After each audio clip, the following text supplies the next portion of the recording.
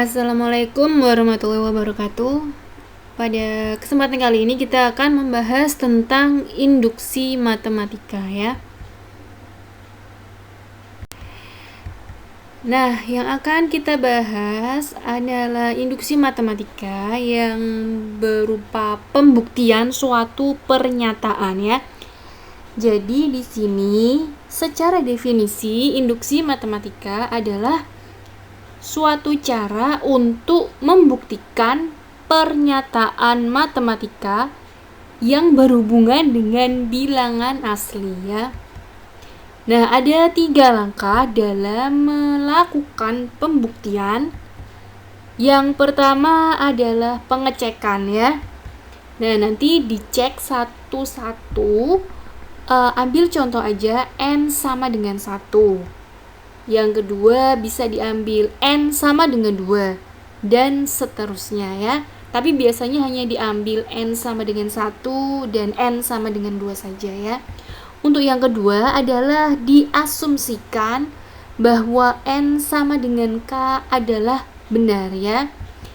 Dan yang ketiga akan ditunjukkan jika n sama dengan k plus 1 juga benar ya.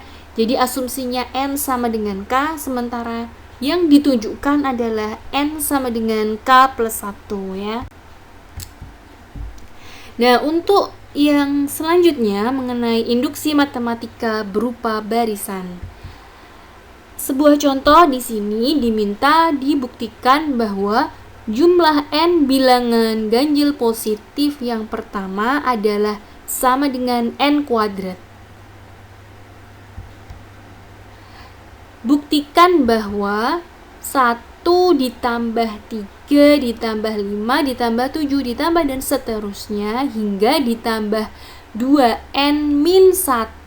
Nah, yang di ruas kiri ini menyatakan jumlahan n bilangan ganjil positif ya. 2n min 1 kan menyatakan bilangan ganjil sama dengan n kuadrat. Dan buktinya adalah sebagai berikut. Langkah pertama tadi adalah kita melakukan pengecekan ya, cek dulu ya. Yang pertama n sama dengan 1. Maka jika kita substitusi nilai n-nya dengan 1 menjadi, nah karena n sama dengan 1, yang di ruas kiri yang kita ambil adalah suku pertama saja ya. Suku pertama di ruas kiri adalah berapa? Adalah 1 ya. Jadi 1 sama dengan n kuadrat. Maka karena n sama dengan 1, kita substitusi variabel n dengan angka 1 menjadi 1 sama dengan dalam kurung 1 kuadrat. Ruas kirinya tetap sama 1, ruas kanannya 1 kuadrat adalah 1. Nah, jadi 1 sama dengan 1 adalah betul ya. Untuk yang kedua adalah n sama dengan 2 ya. Nah, karena n sama dengan 2, yang di ruas kiri yang kita ambil adalah 2 suku pertama ya. Pada soal di atas tertulis bahwa 2 suku pertama yaitu 1 dan 3, atau di situ tertulis 1 ditambah 3. Jadi 1 ditambah 3 sama dengan yang di ruas kanan tetap ditulis sesuai soalnya, yaitu n kuadrat. 1 ditambah 3 sama dengan n kuadrat, sementara n adalah 2. Maka variabel n disubstitusi dengan angka 2 menjadi 1 ditambah 3 sama dengan 2 kuadrat. 1 ditambah 3 di ruas kiri adalah 4 sama dengan di ruas kanan ada 2 kuadrat juga sama dengan 4. Maka betul pernyataan ini ya. Untuk yang kedua adalah asumsi. Kita asumsikan bahwa n sama dengan k berlaku benar ya. N sama dengan k artinya apa?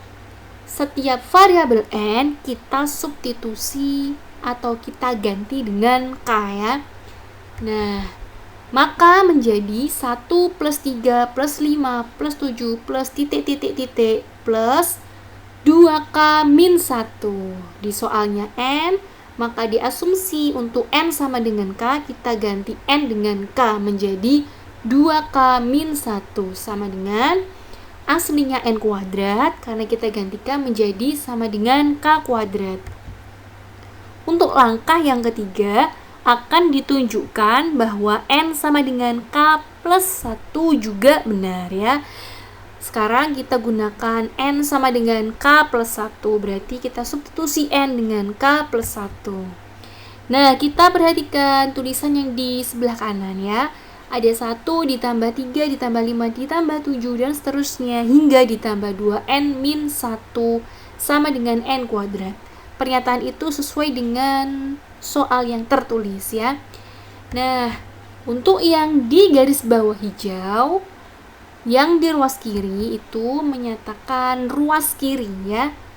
Nah, jadi yang bertanda hijau, bergaris hijau, menyatakan ruas kiri. Selanjutnya, yang bertanda warna orange, yang di ruas kanan, menyatakan ruas kanan ya. Lalu, yang dilingkari biru, menyatakan suku terakhir. Nah, untuk membuktikan dan menunjukkan langkah ketiga, berlaku berikut. Tuliskan dulu ruas kiri di mana n-nya sama dengan k, artinya n-nya disubstitusi dengan k ya. Sesuai yang tadi, ruas kirinya adalah 1 ditambah 3 ditambah 5 ditambah 7 ditambah dan titik-titik ditambah 2k min 1 ya, karena yang diminta n dibuat sama dengan k, maka kita ganti n dengan k ya, dari 2n min 1 menjadi 2k min 1 ditambah, nah suku terakhir di mana n-nya diganti sama dengan k plus 1. Suku terakhir yang tertulis di situ yang dilingkari biru adalah 2n min 1 dan diminta n-nya diganti dengan k plus 1. Maka menjadi 2 dalam kurung k plus 1 dikurangi 1 ya. Sama dengan yang di ruas kanan. Nah, yang di ruas kanan di sini diminta n-nya disubstitusi dengan k plus 1. Aslinya di soalnya adalah n kuadrat. Karena n-nya diminta diganti dengan k plus 1, maka menjadi dalam kurung k plus 1 kuadrat ya. Nah, yang di lingkari hijau itu adalah menyatakan nilai k kuadrat yang merupakan nilai dari 1 ditambah 3 ditambah 5 ditambah 7 ditambah dan seterusnya hingga ditambah 2k minus 1. Dari mana dia berasal? Kita bisa tulis karena kita mengacu pada asumsi langkah kedua ya. Karena di situ sama dengan k kuadrat, maka karena di ruas kiri nilainya sama dengan baris di atasnya, maka kita tulis menjadi k kuadrat. Lalu kita kalikan pelangi. 2 dikali k adalah 2 dan 2 dikali 1 adalah 2. Maka kita tulis 2k plus 2 dikurangi 1 sama dengan, nah yang di ruas kanan tetap sama ya, dalam kurung k plus 1 kuadrat. K kuadratnya tetap sama ditambah 2k. Nah, itu ada plus 2 dikurangi 1 menjadi plus 1. Sama dengan yang di ruas kanan tetap sama, yaitu k plus 1 kuadrat. Nah, yang di ruas kiri tetap sama ya, seperti baris atasnya, yaitu k kuadrat plus 2k plus 1. Sama dengan, nah untuk menghitung dalam kurung k plus 1 kuadrat, silakan ingat kembali rumus berikut. Jika ada dalam kurung a plus b dikuadratkan sama dengan a kuadrat plus 2 kali a kali b plus b kuadrat. Nah, untuk soal di sini sesuai dengan yang ingin kita selesaikan, nilainya adalah dalam kurung k plus 1 kuadrat. Artinya apa? K adalah nilai a, sementara 1 adalah nilai b. Maka jika di situ rumusnya a kuadrat menjadi k kuadrat plus 2 kali a kali b menjadi 2 kali k kali 1 plus b kuadrat, karena b-nya adalah 1 maka menjadi plus 1 kuadrat, sehingga k kuadrat tetap k kuadrat plus 2 kali K kali 1 menjadi plus 2K, dan plus 1 kuadrat menjadi 1. Dan hasilnya diperoleh K kuadrat plus 2K plus 1. Ruas kiri sudah sama dengan ruas kanan, jadi bisa kita simpulkan bahwa pernyataan ini sudah terbukti ya. Lanjut ke induksi matematika pada keterbagian. Yang diminta dibuktikan bahwa 6 pangkat N plus 4 habis dibagi 5 untuk setiap N bilangan asli. Buktinya sebagai berikut. Sama, ada 3 langkah seperti tadi.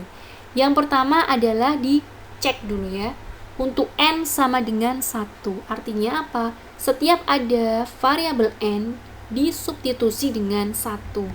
Maka di soal tertulis 6 pangkat N.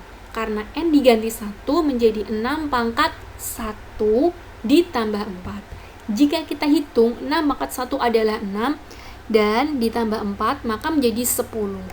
Nah, bilangan 10 ini adalah bilangan yang habis dibagi 5. Jelas ya, sehingga betul ya. Untuk yang kedua adalah N sama dengan 2. Artinya apa? Setiap ada N disubstitusi dengan 2 ya. Maka 6 pangkat N, karena N-nya sama dengan 2, maka menjadi 6 pangkat 2 ditambah 4. Nah, 6 kuadrat adalah 36, ditambah 4 maka sama dengan 40. 40 jelas bahwa dia habis dibagi 5, ya kan? 40 bagi 5 berapa? 8. Jadi jelas dia habis dibagi 5 ya, betul ya. Untuk langkah kedua, kita asumsikan bahwa N sama dengan K adalah benar. Nah, tinggal ganti aja. Jika soalnya dalam huruf N atau dalam variabel N, tinggal diganti dalam variabel K. Dari 6 pangkat N menjadi 6 pangkat K plus 4. Bahwa 6 pangkat K plus 4 adalah habis dibagi 5 ya. Jadi nanti langkah kedua ini akan kita pakai di langkah ketiga. Nah, langkah ketiganya akan ditunjukkan bahwa N sama dengan K plus 1 juga benar ya. Nah, di soalnya adalah 6 pangkat N plus 4. Karena yang diminta N sama dengan K plus 1, maka N kita substitusi dengan K plus 1 menjadi 6 pangkat K plus 1 ditambah 4 ya, sama dengan, nah ini ya, jadi tadi N-nya diganti dengan K plus 1 sesuai dengan langkah yang ketiga ya. Lalu 6 pangkat K plus 1 bagaimana penjabarannya? Nah, silakan ingat kembali sifat eksponen ya. Jika kita mengingat sifat eksponen berikut, ada sifat eksponen yang berbunyi A pangkat M ditambah N sama dengan A pangkat M dikali A pangkat N ya. Jadi jika pangkatnya jika pangkatnya ditambahkan, jika kita pecah maka menjadi 2 perkalian dengan basis yang sama. Sehingga jika yang ditanyakan 6 pangkat K plus 1 menjadi sama dengan 6 pangkat K dikali 6 pangkat 1 ya. Dari asalnya digabung pangkatnya ditambahkan, maka dipisah menjadi 2 bilangan yang saling dikalikan dengan basis yang sama ya. Jadi 6 pangkat K dikali 6 pangkat 1. Nah, kita tulis di situ ya. 6 pangkat K dikali 6 pangkat 1 ditambah 4. Nah, bawahnya itu sama ya. Cuman dibalik saja, dari 6 pangkat K dikali 6 pangkat 1 menjadi Jadi ini 6 pangkat 1-nya kita tulis saja sebagai angka 6 ya. 6 kan sama dengan 6 pangkat 1, maka menjadi 6 pangkat K dikali 6 ditambah 4 ya. Nah, lalu baru ini yang kita balik posisinya ya. Dari 6 pangkat K dikali 6 menjadi 6 dikali 6 pangkat K. Sama aja ya, dibolak-balik ya, seperti A dikali B sama dengan B dikali A ya.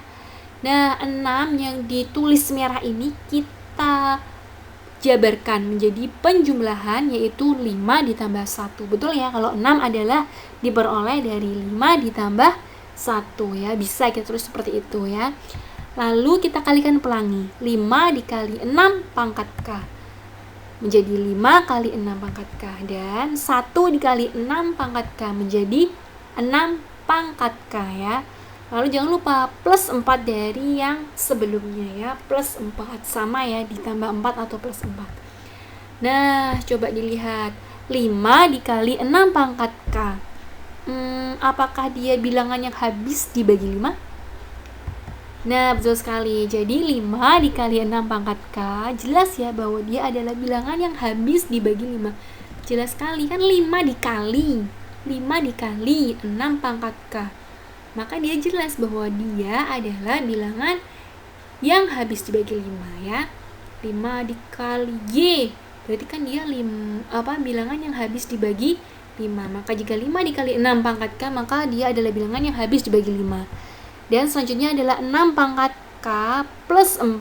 Nah, dia juga bilangan yang habis dibagi 5 sesuai dengan asumsi yang sudah kita buat pada langkah ke-2. Jika 6 pangkat K plus 4 adalah habis dibagi 5. Nah, jika kita gabung 5 kali 6 pangkat K ditambah 6 pangkat K plus 4, maka juga bisa disimpulkan bahwa adalah bilangan yang habis dibagi 5 ya.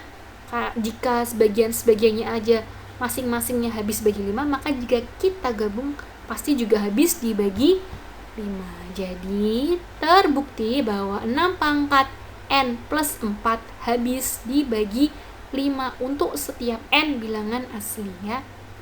Sekian penjelasan tentang induksi matematika, semoga bermanfaat.